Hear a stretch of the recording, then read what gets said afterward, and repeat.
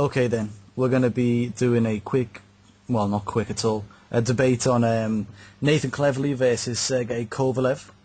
Cleverley is 26 wins undefeated, while Kovalev is 21 wins undefeated. The difference is in the knockouts. Cleverley only has 12 knockouts, whereas Kovalev has 19. There's a draw thrown in Kovalev's record somewhere down the line too. It's more of a no contest, I think. But we'll get onto it. So I'm here with Ryan. Do you want to start off? Give me your prediction, pal. I think that Kovalev wins, and I'll play it safe by saying on points. I think he wins on points, but I think it's going to be difficult to win in Cardiff, and he's going to need to be really busy because Cleverley's certainly going to be busy, and I think Cleverley's, busyness might end up snatching in the victory. But I'm going with Kovalev because I think he's a slightly better fighter of the two. And I'll say points because I think he might score a knockdown or two on the way there and, take it on by default because of those knockdowns. But, with the power that he's got, you can see a stoppage come in. The only thing I think is that Cleverley's got a really good chin. So I'm going points Kovalev. Okay, James, what do you think about this fight? Give me your prediction. Well, I think it's a really good fight to be made. It's obviously not an easy fight for Cleverley by any means, and you've got to give him credit for actually sort of stepping up and essentially fighting somebody that not many people really want to step in the ring with. But on the other hand, it's about time because he's basically fought nobody. But with regards to my prediction, I personally think Cleverley's going to get a unanimous decision, split decision at worst, because I just do not see Frank Warren and his matchmakers putting in Cleverley with a guy who could beat him sort of relatively easily, or it's a massive risk. I think it looks riskier than it actually is. I think people are buying into Kovalev a little bit too much. True. Is this another Malik Scott situation? Possibly. I think they're cashing in on the fact that he's coming off two, sort of quite impressive knockout wins. But what you have to think about is that Frank Warren's a businessman first, and he knows that Cleverley is on the brink of a big fight. And I think this is, if he wins this, which it's not guaranteed, but if he does win this, then he's really in with a shout of getting one of the other champions in a unification bout, and maybe even getting it in Wales. And I think it's obviously it's a risk, but I don't think it's as big a risk as what people are sort of trying to say it is. True. Paul, what have you got to say, mate? What's your prediction? I'll go with Cleverley as well to beat Kovalev. I'll go for a decision. Yeah, just going off what James said, really. I think Kovalev is a very, very good opponent.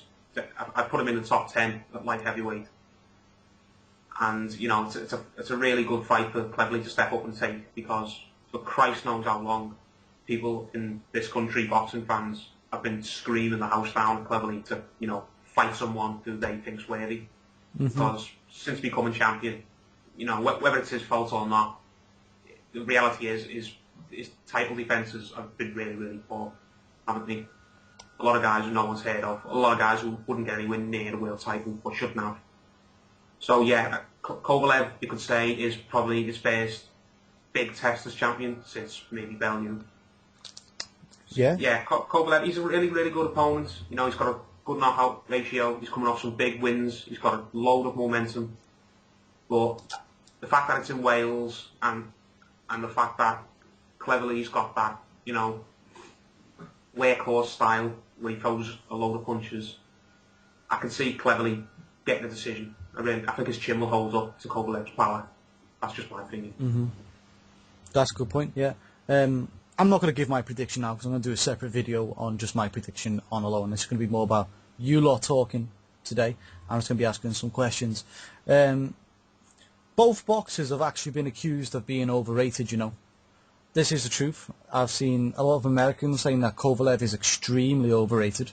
And I've seen a lot of UK fight fans saying Cleverley is extremely overrated. So, Ryan, do you think either one of these fighters is extremely overrated, and why? No, they're both underrated in my opinion. I think that Cleverly is underrated. Like, I've got his record up here, and although he's never beaten any elite fighters, which is definitely true, just look at his record, he has beaten some good contenders, like some good solid mandatory level, sort of world level contenders. No elite fighters, but Robin Krasnicki hadn't beaten anyone. He was 39-2, hadn't really beaten anyone too great, but he was on an undefeated streak of about 20 fights. So the guy deserves a title shot. So already you got to say that is a perfectly legitimate mandatory defence, because the guy I mean, how many fights do you have to win in a row before you get a title shot? So perfectly legit. Sean Hawke, as he proved on the night and as he's proved before, was a tough contender, tough competitor, perfectly legitimate fight. And it was Cleverly's first fight in America as a champion. He'd fought there once before, so it was his like American debut as a world champ. Also, he did have like several people pull out on him before he took on Sean Hawke. Yeah, so it was a perfect. The Tommy Carpensi fight was trash. Yep. You could just see it was trash just in the ring. So that one you can't really give him credit for. Tony Bellew was a really good defence. Not because Bellew deserved a world title shot, because I don't think he did. He was only 16-0. But it was a good fight because it was England versus Wales, domestic rivalry and all of that. So if he'd been any other nationality, it wouldn't have been a good fight. But it was a good one because of the nationality playing a part. Then guys like Najib Mohammadi, he's one of those sort of European-level fighters who's fairly good. And before that, he stopped Kari Murat, who was undefeated, who's now getting a title shot against Bernard Hopkins. Yeah. Just going back to Mohammadi, since then he's actually put like I think 9 victories on the bounce.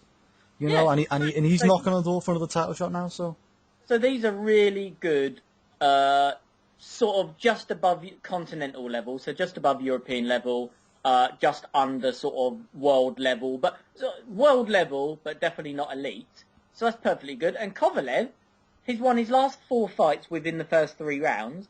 One of those was against Darnell Boone, who had gone the distance with him a few years ago, and who had knocked out Adonis Stevenson. Darnell Boone is one of those journeymen like Lee Swaby, who is capable of getting a win against a really big name when you least expect it. Darnell Boone has done that so many occasions. So that is a really... and he'd only ever been stopped twice before his loss against Kovalev by stoppage, and Kovalev stopped him. So there you go. Gabriel Campillo, one of the most underrated light heavyweights of the last sort of 10 years. Campillo's record, I mean, didn't he get robbed against Karo Murat? He got robbed for sure against Tavoris Cloud. Then he got stopped in 3 rounds against Kovalev. And some people have said things like, he was totally overrated. And didn't he also get jobbed against Beibut Shumenov? I'm pretty sure I've read. Yeah, in America too. Yeah, he got jobbed against Shumenov, jobbed against Murat, jobbed against Cloud, and then after all of those losses, or the Murat one was a draw, he then goes and loses to Kovalev in 3 rounds. Now, some people might argue, yeah, but he was probably so downhearted by that it affected his confidence, so Kovalev was beating a washed-up guy. But if that's the case, why wasn't he downhearted when he lost to Murat? Why wasn't he downhearted when he lost to Shumenov? It is sort of, clutching at straws. I think that Kovalev just beat a really good version of Campillo, and it's as simple as that. And then he stopped Cornelius White, who's a decent level sort of contender, but not world class. So I think Kovalev is underrated because we don't know who he is, and Cleverly is underrated because people are a bit frustrated that he hasn't fought any elite fighters. But to conclude, this is the best fight to be made at light heavyweight. They're the 2 most talented fighters, in my opinion. I think that Kovalev is class, and I think Cleverly is class. He just needs to sort of show it. And the North Americans, who have dominated for the last decade, are finished. They're all going downhill. Cloud is going downhill. Pascal's going downhill. Butte's going down. Hopkins is getting very old, so he's going to be gone soon. These 2 are like the future of the division, and I'd love to see the winner of this fight Stevenson next. Mm-hmm. Stevenson versus Cloud is official too. James, Anything you want to add to that? Any of these guys overrated, underrated? Well, I think going on about sort of records. I don't want to sort of start going through lists and things like that, but I think he obviously knocked out Campillo. It was I've watched it a couple of times, and it was a good enough win, but I think it's generally accepted that not trying to put too much of a caveat on the win, but I think it is generally accepted that he was ill, Campillo, before that fight. Mm-hmm. And I think if he was going in there with full health, would Kovalev have got out a very slick sort of boxer in Campillo? I'm not so sure he would have actually been able to do that. I'm not going to sort of say that I've seen Kovalev fight, in all of his fights. I haven't. I've probably seen him in, 4 or 5 of his fights in truth. But from what I have seen, I think Campillo going in there in full strength would definitely pose him a few problems. Personally, I don't read much into the Cornelius White knockout. I think there's a bit of a problem with basically if you come from America and you're in an eliminator, you're world class. Well, I just don't buy into that at all. No. Like he's definitely he's got power. He's got power. He can put punches together. He's got quite he seems to have quite a good jab. He seems to have pretty good reflexes. But I am not convinced that he is this sort of. I mean, people are talking about him almost along the same lines of Golovkin, and he just hasn't got that caliber. He's not that. He's simply nowhere near the level of talent as a Golovkin. Because if he was, there's absolutely no way that Frank Warren would be putting him in there with Nathan Cleverly. It just wouldn't be happening when Nathan Cleverly is on the cusp of a unification fight. Mm-hmm. So, I think he's going into this fight slightly overrated because people are talking about him as though he's this proven killer at light heavyweight. When we have a look at his record, he's got one really credible guy on there, but there's massive question marks over his health going into the fight. With regards to Cleverly, I do think that he hasn't really, since Bellew, he hasn't really fought anyone of note at all. Tommy Carpenter in particular was a joke, but Sean Hawke, even though people dropped out, that's not a credible fight. Krasniki, it's okay. I just look at Cleverly as a guy who I could see him getting outfoxed by a guy like Hopkins, and I just don't agree with that they're the two most talented. I think Hopkins, skill for skill, is more of a talented boxer than both of them put together, to be honest with you. Okay. So I'd say they're both slightly overrated. Both overrated. Okay, doke. That's no issues with that. Yeah. Paul, have you got anything you want to add on? Overrated, underrated? I agree with what a lot of them, with what both of them said. To be honest, if you can, that makes sense because they both made some good points. I think Kovalev is a little bit overrated. Yeah, I think a lot of people are, saying he's a Golovkin or he's a Matsise, he's this monster, and he's gonna, wipe the floor with Cleverly. I think a lot of people are trying to convince themselves this because it goes back to the fact that Cleverly, a lot of people don't like him in this country. A lot of people don't want to see him do well for whatever reason. Maybe it's because he said some things in the past that they don't like, or the fact that his career has just stagnated horribly since he's become champion. So I think a lot of people are so desperate to see him get beat that they'll try and overrate or try and how can I say it? They're trying to convince themselves that Kovalev is something that I personally believe that he's not. Trying to say, oh, he's going to come over and wipe the floor Cleverly. And going off what James said, if he really was this, killer, this monster, would Frank Warren really be putting Cleverly in with him? I don't think so at all. No. I know Cleverly really needs, a breaking out fight, a really good, solid win, because he's not had one in so long over a credible opponent. And Frank Warren's got to the point where he's got to get an opponent who's dangerous, if you know what I mean. He's got to get someone who's at top 10. But he's not going to get someone who... we've said it before, Frank Warren's a lot of things, but he's not stupid. Frank Warren is not going to put probably his biggest cash cow. Is Kovalev his only world champion currently? Yeah. Yeah, he's not going to put his only world champion to the Wolves, is he? Nope. Like a lot of people think he's doing. So no, I agree with that, what James said. I think Cleverley's a bit underrated, to be honest. And again, it goes back to the fact that a lot of people don't like him for various reasons, whether they don't like the fact that he's with Warren, or they don't like his gobby dad, or whatever. Mm-hmm. But I think he's very good. Like what Ryan said, before he became champion, he had a really, really good record.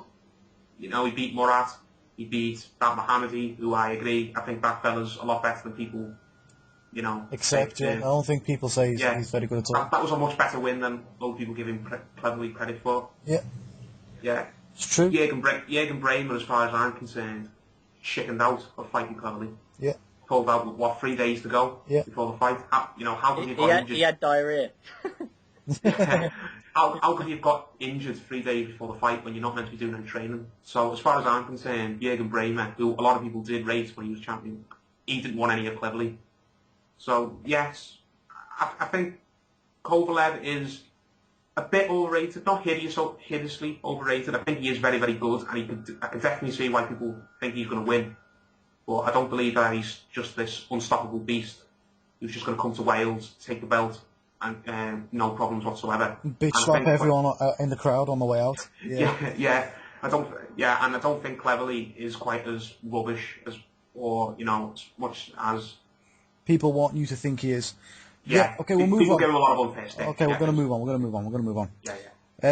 So, everyone, we do know that Kovalev has got a big reputation, but how much can we actually learn from watching his fights? I mean, they last less than 10 minutes. Ryan, how much do we know about Kovalev?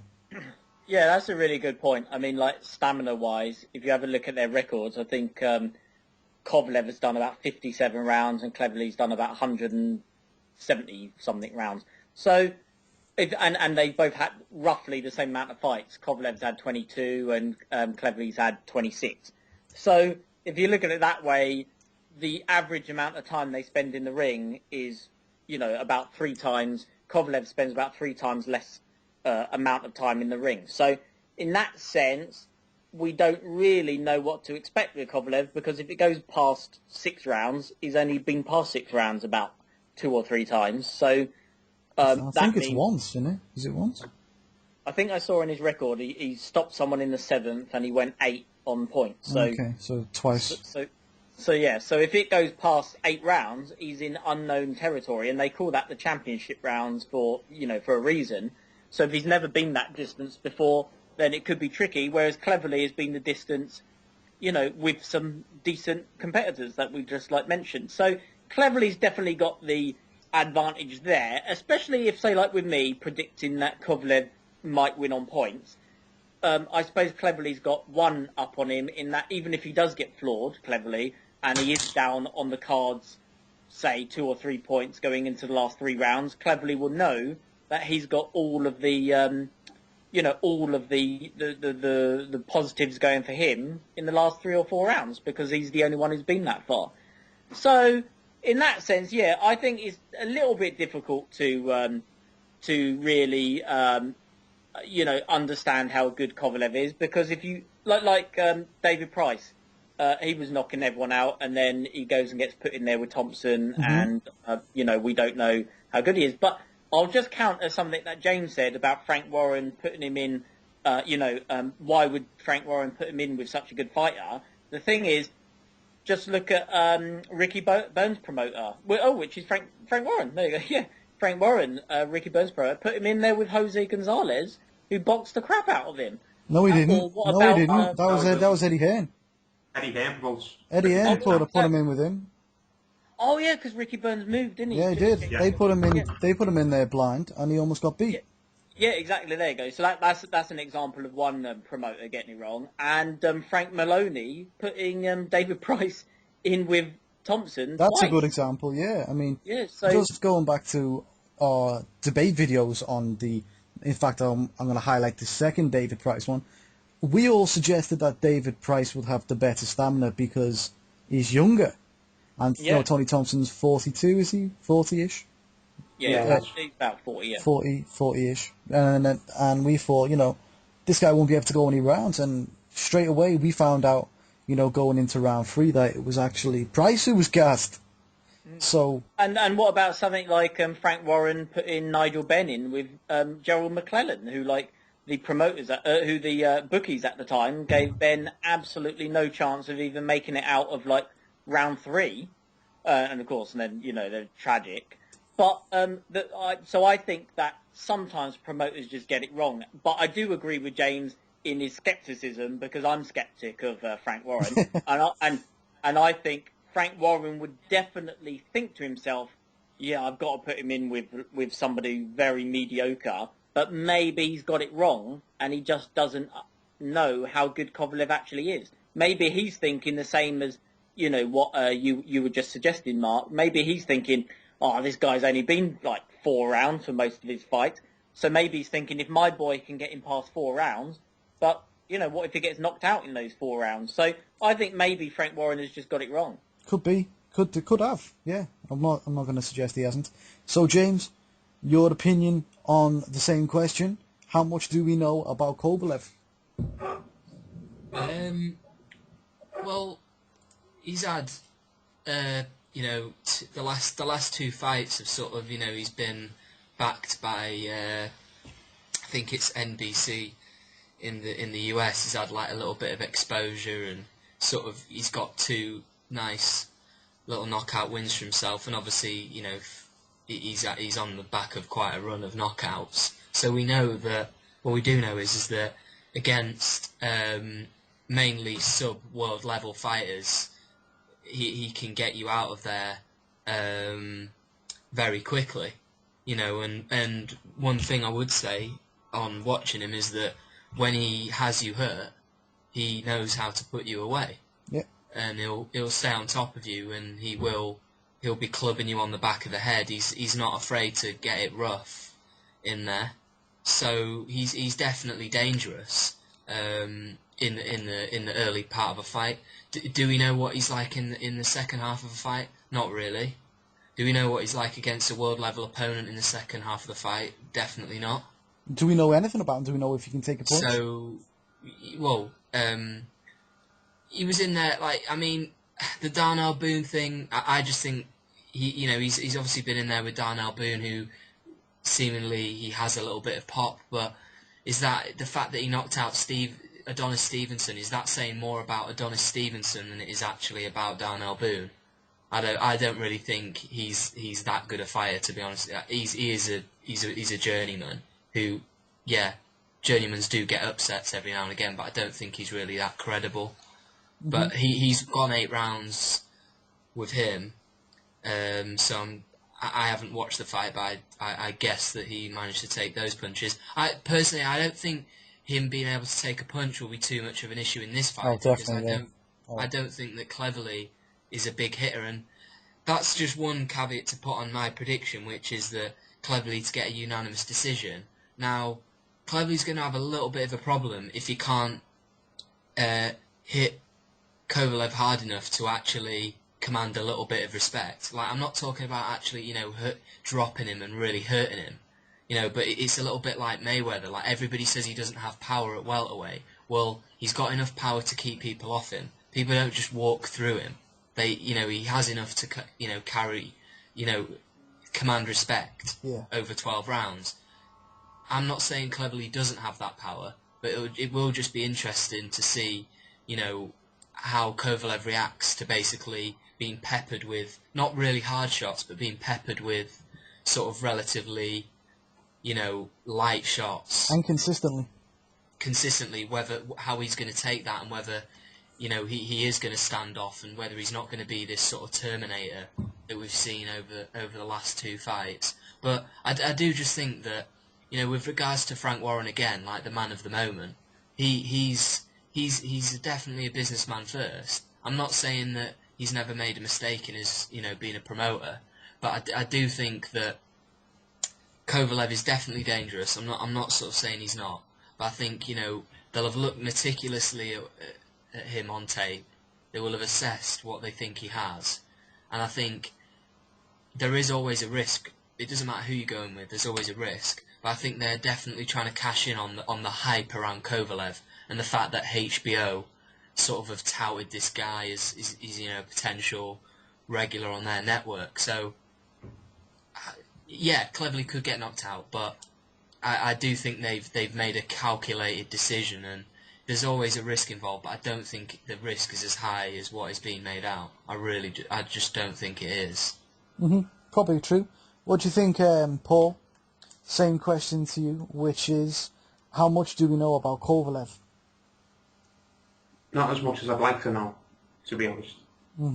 Yeah, he's only been 2 or 3 rounds in his last couple of fights. He's never been 12 rounds, has he? Nope. Did you say he's never been 10 either? I don't think he's ever been 10. No. He's only been past 6 about twice. Oh. 7 and 8, up to 7 and 8. Well, one thing that concerns me about fighters like that, just in general, when they've so used to having fights stopped early, what happens if it gets to round 9, round 10?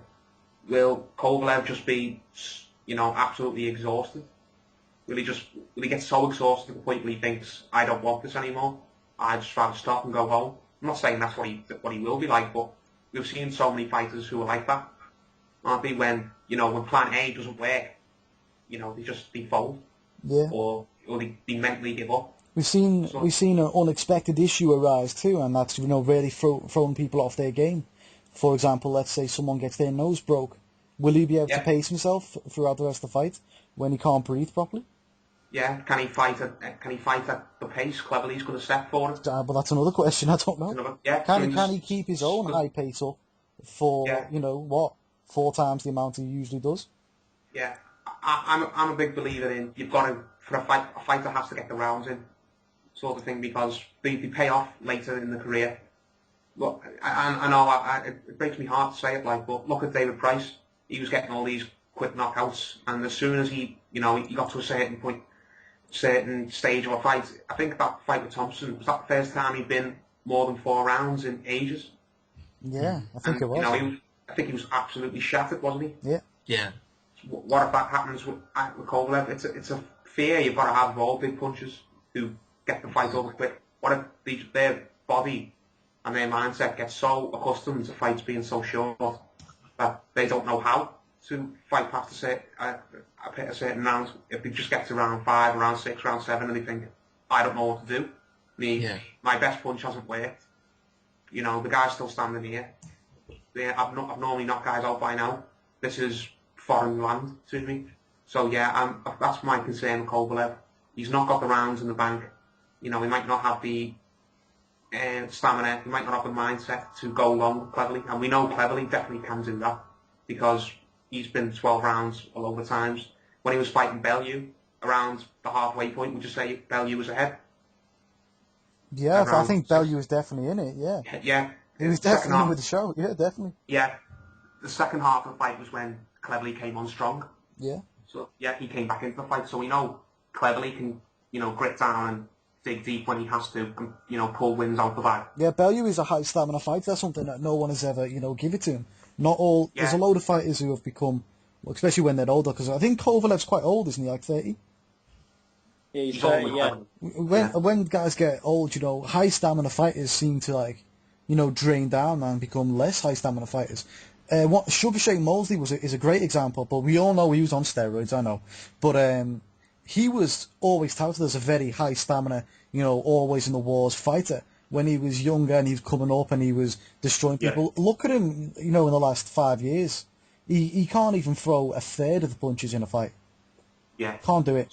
So the point is, Cleverly has proven that he can go to the well, sort of thing. He can go to deep water. He can pull a fight out when he has to. Kovalev, I'm not saying he can't do that. He's not shown us it. He's not shown us that he can do that. He's never had to show us he can Exactly. do that. Yeah. So that's me concern. To be honest, what if it gets to a certain point of the fight and he doesn't know what to do, or I'd like to have seen him proven that he can go a full 12 rounds before he stepped up and fought a world champion. Mm-hmm. Yeah. But he only He did- fight he- what's put in front of him. We're going to move on. We're going to move on. We're going to go through the attributes. Shouldn't take too long. Ryan, who's got the power in this fight? Oh, well, Kovalev. Quite easily, yeah. Yeah, definitely. Impressed with him in the power department? Yeah, he's just in power, just nothing but power. Yeah, but just looking at the power, the attributes, the power. Yeah. The power. He's got 19 knockouts out of about 21, and against good fighters. I mean, putting someone like Gabriel Campillo away in 3 rounds is a really good win. Cornelius White had been stopped before by Don George, so obviously his chin probably isn't that great, or his skill probably isn't that great. So that one isn't too impressive. But the Darnell Boone knockout is impressive because he'd only ever been stopped about twice in however long. And the Campillo was a good win. So yeah, so he's got power. Got good power. What do you reckon, James? You happy with the power? Yeah, well, seems as though he's definitely got power to put away the guys that he's put away. He's put away Campillo, like you say, in 3 rounds, and I suppose you do have to look on the face of it and say, well, he's put away Campillo in 3 rounds. He must have monstrous power, but like I say, there's strong rumours the fact that he had a stomach bug and things like that. Now, I'm not a boxer, but if I'd have had a stomach bug and in the week leading up to a fight, and then was getting club round the chin, I don't really think I would last very long either, to be honest with you. True. But no, he does look like he's got power. Like I'm not personally impressed by the Darnell Boone knockout. I mean, he's just recently been knocked completely spark out by Adonis Stevenson, who is another guy who, yeah, granted, is meant to have very impressive power as well. But we will see this coming Saturday how powerful Kovalev really is, and Cleverly's got a good chin, so Yeah, that's a good point. That's a very good point. he should definitely not just be folding under the pressure of Kovalev. So I'm not sort of going to say, oh well, if he doesn't knock out Cleverly, that means he's got no power. But what I want to see is actually Cleverly sort of being a little bit basically, when he gets hit by Kovalev a few times, that he's actually not cowering away, but that he's showing that, okay, he's actually hurt me a little bit, and he's not just sort of going about his work like he normally would do and sort of ignoring the shots. He's actually taking notice of the shots because they are hurtful shots. So we will see this coming Saturday how powerful he is against supposedly a world level operator in Nathan Cleverly. True. Paul, what would you like to talk about the power? Anything you want to add? Kovalev's definitely got the better power, definitely. But again, I don't believe his power, is pound for pound, like top 2 or 3, like some people are saying. Mm-hmm. If you want to rank power out of 10, let's say Golovkin is a 10 out of 10. Matisse is maybe a 9.5 or a 10 as well. I'd give Kovalev's about an 8. I'd probably give him a 7. He knocks people down, but they get back up. They always get back up. Yeah. His power's not one punch knockout power where he sparks the living daylights out of them with one shot. It's more bludgeoning power. He beats them down. Yeah.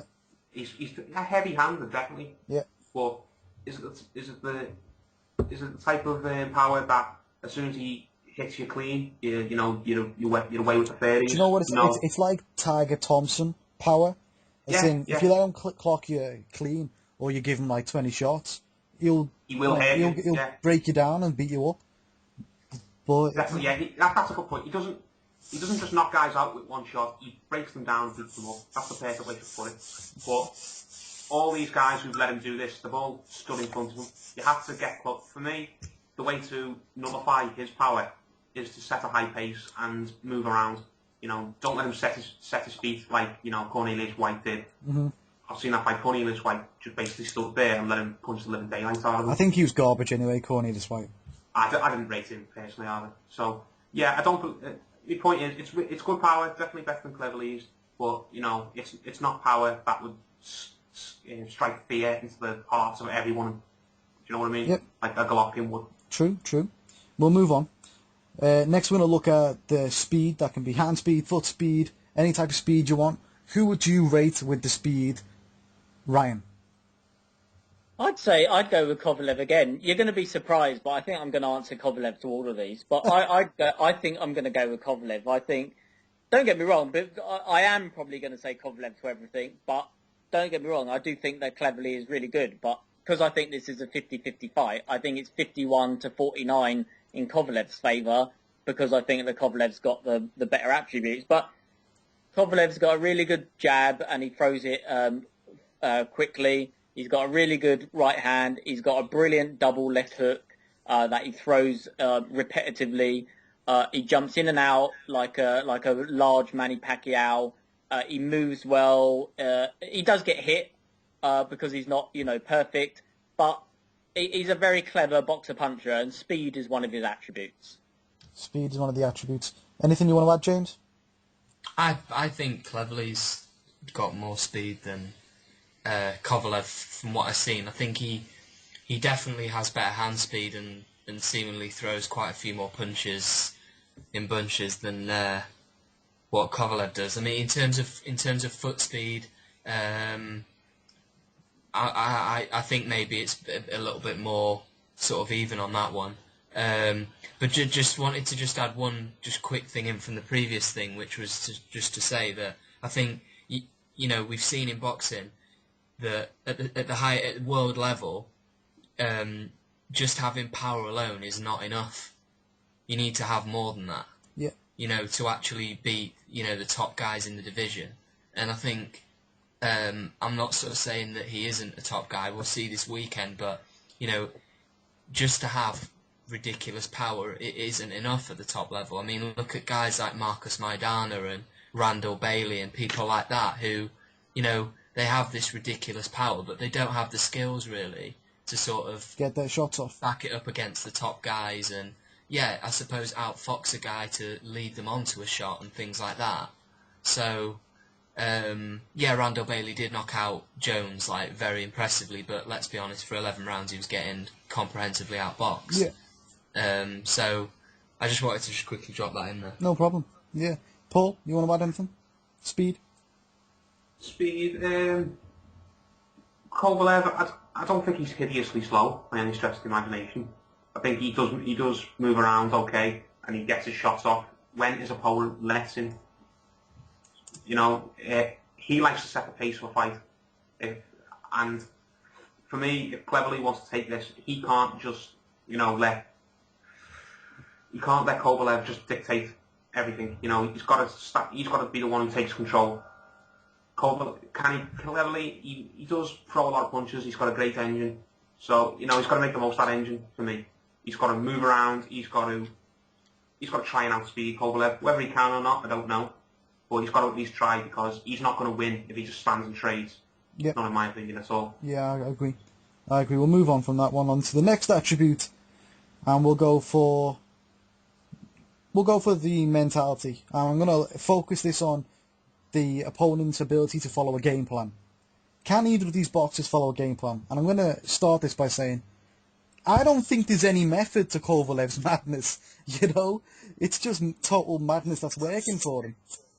But Cleverly, can he follow a game plan? And I'm going to let you guys answer it. Ryan, can either boxer follow a game plan? Yeah, okay. On this one, I'll go with Cleverly then. I see what you mean with Kovalev, but maybe that is his game plan. maybe chaos is the game plan. Yeah, maybe honestly, that could be the case, but and if that's the case, it's working well for him. But maybe I don't even know who his trainer is. I don't even know who Kovalev's trainer is. So, I'm just presuming it's some Eastern Russian who I don't know, but it could very well be an American who I just didn't research. But anyway, I think out of the two, there definitely seems to be more of a game plan between Cleverly and his dad than there is between Kovalev and whoever his trainer is.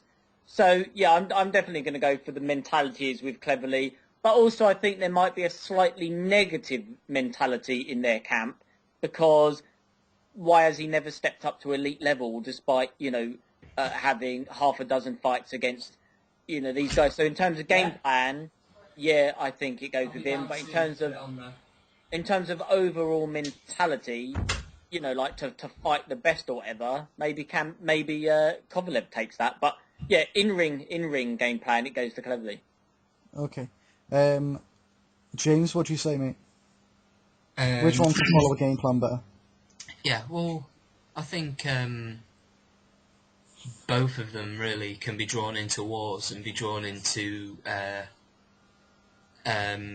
standing and trading. I think, as we've seen, Kovalev basically goes in with it does look like chaos, but obviously he goes in there and he's very confident in his power, and he goes into seek and destroy basically. Yeah. That's what he goes in there to do, because he's very confident that when he lands on a guy, he might have to beat them down, but eventually he's going to put them away. Whereas Cleverly, he knows he doesn't have that power. He's shown he doesn't have that power even at European level, really. Mm-hmm. He's shown he doesn't have that power. But I think he still can get drawn into a war. Like, look at the sort of the Bellew fight and things like that. And a lot of his other defences, he likes to stand and trade and show he's a tough guy. But saying all that, I think that his dad, is obviously he's grown up with his dad, and he will have influence over him when it matters, I think.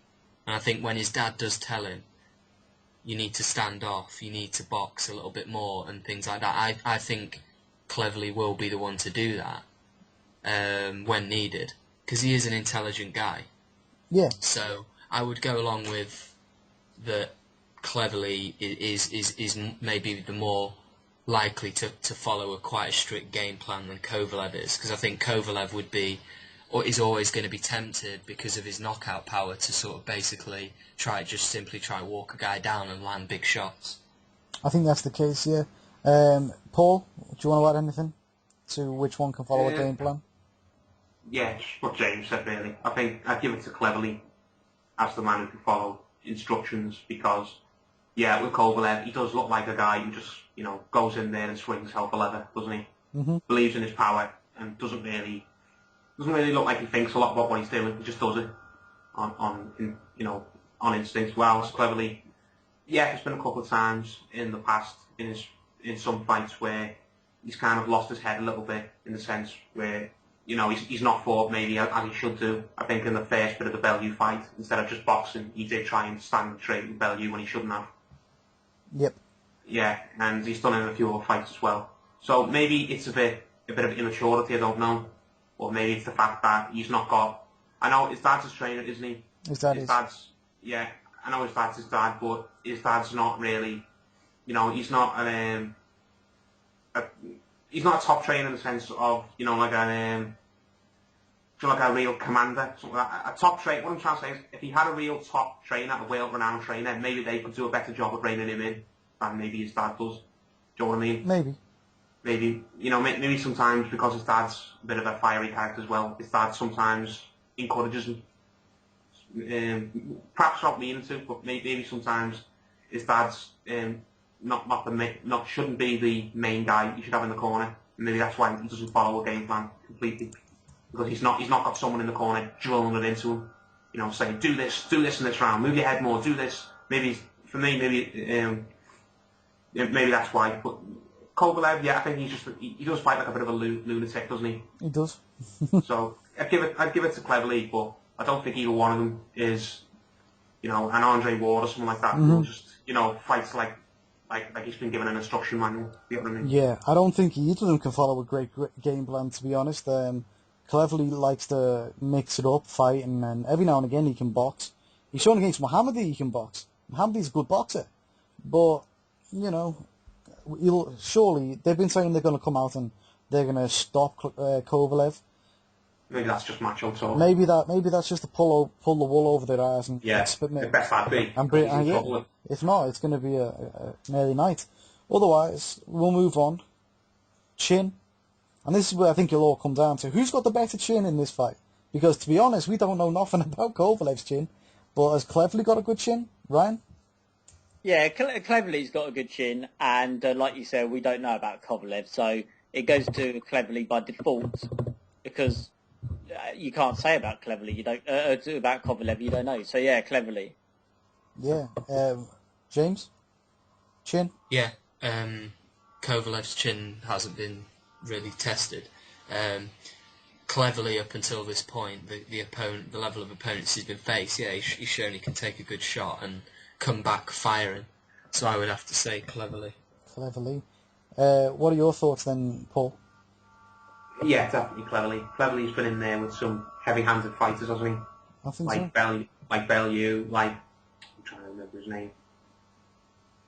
Krasniki. Murat. No, not Krasniki. Yeah, Murat can maybe punch a little bit. And Sergey Kovalev. Again, yeah, we've never seen his chin really tested, haven't we? It's the biggest puncher. Has he ever fought a big puncher? Darnell Boone is a big puncher. He just doesn't have the skill to get his punches off. Like that's. I think that's the biggest puncher he's fought. Oh no, Yeah, Boone, biggest puncher. Yeah, and as we've said, Darnell Boone's a glorified journeyman. Yeah, really, he's not really got the skill to get his punches off. Yeah. Yeah. So yeah, I can't really say whether Kovalev's got a really good chin or really bad chin. So I've never seen it tested. Whereas we know Cleverly's got a good chin because we have seen it tested. Yeah. So yeah, I think you've got to give it to Cleverly by default, really. We'll move on from the attributes and we'll go down the home straight. Where does Cleverly go should he win this fight? Ryan. Well, whoever wins this fight has got to fight Adonis Stevenson. And I'll tell you what, although I think in that Kovalev wins, but I would rather Cleverly wins because, you know, he's British and he seems like a nice bloke and this, that and the other. But I don't think that if Cleverly wins, he will fight Adonis Stevenson because he's got Frank Warren in his corner. So I think that if Cleverly wins, it's going to be like, oh yeah, you know, we just beat Kovalev. That was such a good fight. And then he'll go back to fighting like Bellew and Murat rematch. I think that if Kovalev wins, I think he will fight Adonis Stevenson in one of the fight of the years, because, you know, puncher versus puncher. And I think he'll go back to America and we'll see him fight this guy and that guy. So I think that if Cleverly wins, I think we'll be disappointed yet again. This will be just another, you know, a really good win. This will be a really good win. But I think they'll just throw it in amongst all of those other fairly good wins that he has on his record. I think that whoever wins this has got to fight Stevenson, then fight Hopkins, then fight, you know, Pascal or Boutte, whoever's on a winning streak, if you see what I mean. They can't just rest on their laurels and just leave it here. Yeah, I suppose. I guess that's a easy way to put it. Anything you got to add to that, James? Yeah, I completely disagree with that, really. I think that the whole reason why Nathan Cleverly's even taking this fight is because he wants to basically get the American TV network back in, and in this case it's HBO, and we know that one of the light heavyweights that they have got a lot of money invested in currently is Adonis Stevenson. I think if Cleverly wins, they will try and basically match him up with one of the champions, and who better than a guy that also fights on HBO in Adonis Stevenson. I think they will go for that fight. I think as much as I've knocked him in the past for basically, you know, fighting subpar opposition, I think some of it is actually not his fault, in that, you know, the light heavyweight division isn't the deepest of divisions anyway. I still think he could have fought a high level of opponent up until now, but I think he does want those big fights. I think he wants the big money, and I think he will want to fight against another champion. And yeah, I don't think he'll be scared, or Frank Warren will be scared of putting him in against a guy like Adonis Stevenson. I think at the end of the day, you know, there is a time to cash out on anybody, no matter how precious they are. And ultimately, Nathan Cleverly, that's where the money's going to come from. He's not going to get money from HBO to fight people like Murat, or Krasniki or whoever. I think he will have to fight these high level operators. Yeah, I think so.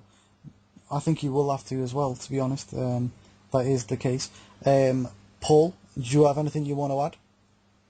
Well, to be honest, if he does win, I Cleverly, I can't see a Stevenson fight happening for the time being, to be honest, because Stevenson's got a bit of a full plate, hasn't he? Yes. He's got to fight Cloud. There's a lot of people who think Cloud could win that. I'm not one of them, but there's a lot of people who think he could. Then he's got to fight Bellew. Yeah. That's not a foregone conclusion either. Nope. And he's always chatting about how he wants to fight Hopkins, how he wants to fight Andre Ward, maybe. You know, even if Cleverly wins, I don't think Cleverly is going to be at the top of Stevenson's wish list, is he? No, but I wouldn't count it out. But I wouldn't completely discount it, but I'm not saying... But at the same time, I do agree with what you said. No one else picked up that, you know, Stevenson's got to go through Cloud, then he's got to go through Bellew. He wants all these big fights because he is 35 years old and needs all the money he can. Yeah. But, you know... winning this fight would make him, or he's hoping that it will make him a regular on HBO. I can maybe see HBO turning and offering him some more fights, you know, maybe the winner of Pascal Boutte, if that fight ever happens, because it's been postponed about 8 times. It's been postponed again till next I know, this is from left field, like, but I can see HBO putting this forward. Maybe they might try and make the winner of this fight Chad Dawson, if he gets a comeback going. Maybe. Because maybe. I know HBO, for God knows what reason, like Chad Dawson. Yeah, that's not a bad there's some other weight level fighters who are knocking about. I think they'll probably call out Carl Froch for the 5 billionth time, but I don't think that fight will ever happen. I don't think Hopkins is that eager to fight Cleverly because of the clash of styles. So yeah, I think there's some good opponents there. If Kovalev wins, I think the same will apply. To be honest, maybe he might go and fight Hopkins because he spoke about that. Maybe he might fight, you know, a Pascal or a Boutte who wins, or maybe even a Dawson himself. Yeah, I definitely think the winner of this fight will go on to big things. They're not just going to fall back to fighting cab drivers and stuff like that. True. Yeah. Yeah, we'll move on from that question, I think, also. Where does Kovalev go should he win? Well, we sort of answered the same thing. No, yeah. we'll go through that. Go on. Ryan, where do you think Kovalev goes? Same type of thing? The same thing, yeah. I mean, like, obviously I missed out pointing out the fact about Stevenson having to fight Cloud and then having to fight Bellew after that. So immediately afterwards, unless one of those fights fall through, they can't fight Stevenson. So if Kovalev does win, there's quite a few names at light heavyweight. Like there's the winner of Pascal Boutte, although that seems to have been postponed loads of times. There's Hopkins, the winner of that, and Kari Murat. There's Chad Dawson, which has just been mentioned. What about Andres Fonfara? Isn't he fighting again soon, Fonfara? Yeah, he's fighting Campillo. Yeah, I think the night before. Yeah. Okay, we'll move on. We'll move on from that question. You pretty much answered that one. James, you didn't mention on where both guys would go. Should they lose? Did you? Should they lose? Yeah. Where would either fighter go if the loser of this fight go?